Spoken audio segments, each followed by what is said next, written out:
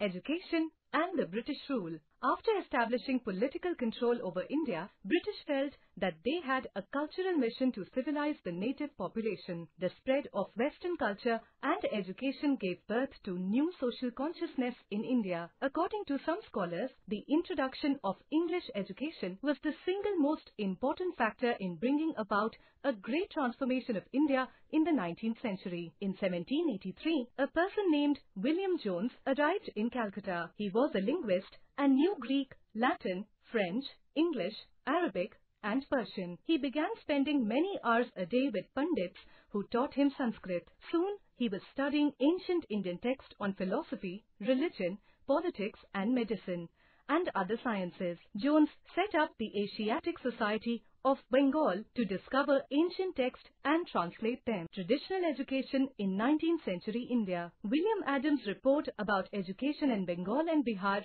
gives us an idea about the kind of education that prevailed in India in the late 18th century. He reported that there were about 1 lakh village schools in the region. There were elementary schools called Pathshalas for Hindus and Maktabs for Muslims. There were no printed books and teachings were done orally in the vernacular languages by gurus in the Pathshalas and Maulvis in the Maktabs. Children of wealthy families were often taught at home by paid tutors. A pupil's education was regarded as complete after he got the amount of knowledge thought necessary by the teacher. The system of education was flexible. Adam discovered that this flexible system was suited only to local needs. For instance, classes were not held during harvest time, when rural children often worked in the fields. Centers for higher education were few in numbers, and they were mostly patronized by rulers or nobles, and their students were mostly upper-class Hindus or Muslims. Hindus received higher education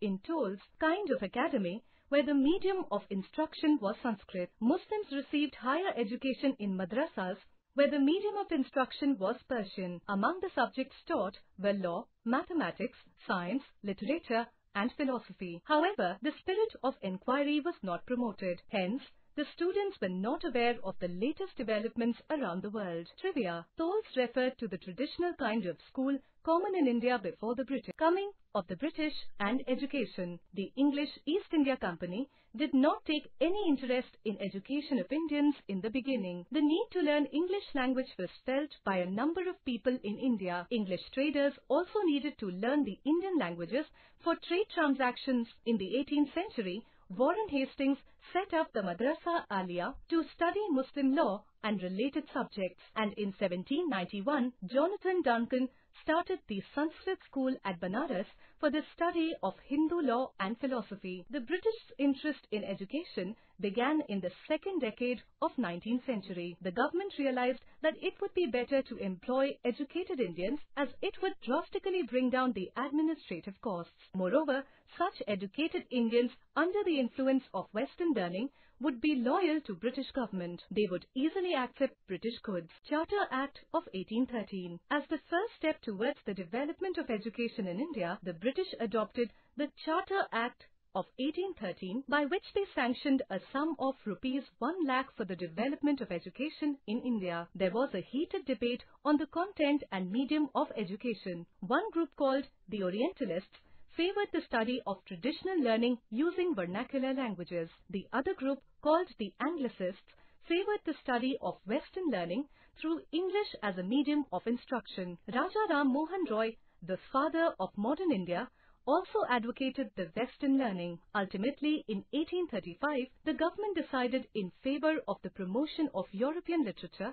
and science among the Indians. Lord Macaulay, the architect of modern Western education in India, wrote a minute in support of the Anglicist. It was approved by Lord William Bentinck, the Governor-General of India. The Act of 1835 formally introduced English education in India. Following the decision, English was made the medium of instruction in the new schools and colleges opened by the government. In 1844, the government declared that English qualified Indians would be given preference in government jobs. As a result, the demand for English education grew very fast. The Christian missionaries helped in the spread of Western education. These missionaries did much humanitarian work by starting schools, dispensaries, hospitals, and homes for women and orphans. They advocated social and educational reforms. Christian missionaries established educational institutions which were attached to their churches in Madras, Bombay, and Calcutta. These institutions were mainly opened with the purpose of training Indians to help the company's British officials in administration.